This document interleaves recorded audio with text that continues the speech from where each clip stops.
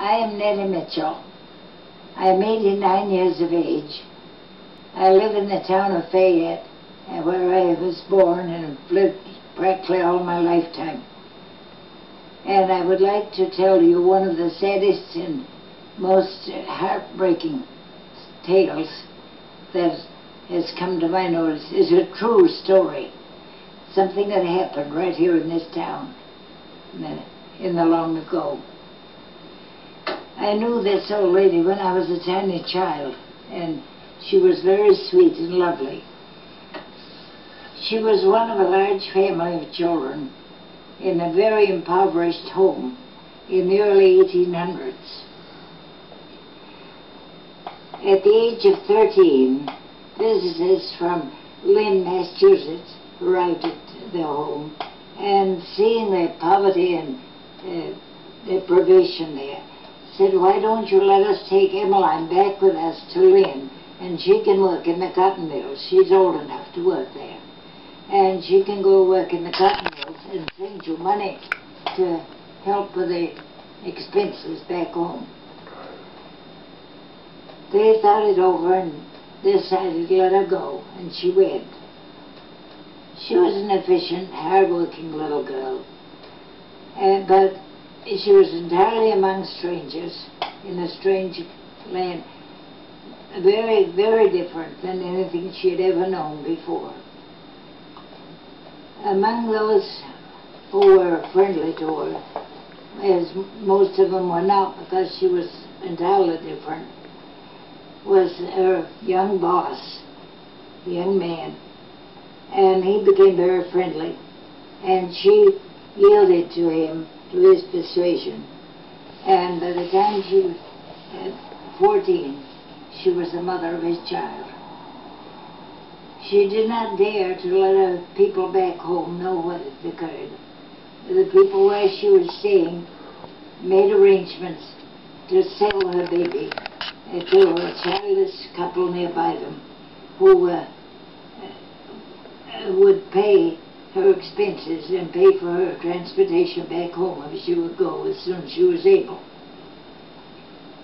She returned to her home, and she worked very hard in the fields and all, but she didn't join very freely in the social life of the community. As she grew older, her parents and others began to wonder why it was that she shunned all the young gentlemen around. She was a very pretty girl, and they couldn't understand it. In her early 30s, while she was working at home, a young man came to town to build highways, and he was a very personable young chap, and they came to board at their home. Although she was so many years older than he fell desperately in love with her, and she with him. And they decided to marry and have a home of their own. They did, and built a little cottage down by the shore of Mosher Pond. They moved in there and had been married something less than a year when his people from Massachusetts decided to come to visit them. They came down into the video clip that you've just seen is from the 1989 documentary about Nettie and the story she told, Emeline, to Judith Rosna. The documentary was called Sins of Our Mothers.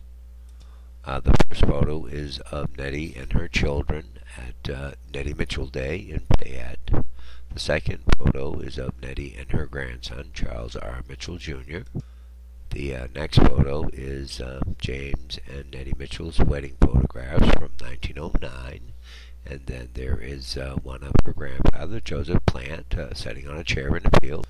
And then there is the home of James and Nettie Mitchell on Fayette Ridge, which is no longer there. Then there is a photo of Nettie's father smoking a pipe, Walter Plant, with his father, Nettie's grandfather, Joseph Plant.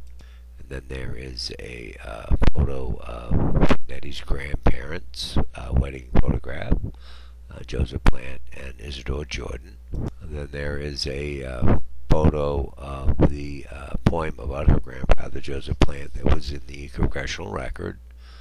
back in 1976, I believe. And then there is a little snapshot of the website showing Muskie placed information about Nettie in the congressional record. And then there is a photo of the Reverend Roger Ela, Nettie's grandfather, the first minister in East Hicksville, and a picture of the Reverend Roger Ela's wife, Phoebe Wadsworth Ela, Nettie's grandmother.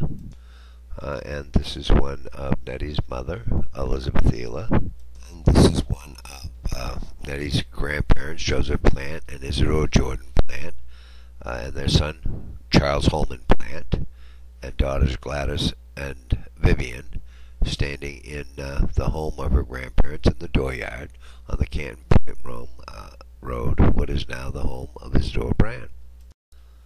Sorry I didn't get the pictures to jive up too well, but it's a pretty good tribute to my grandmother, Nettie Mitchell.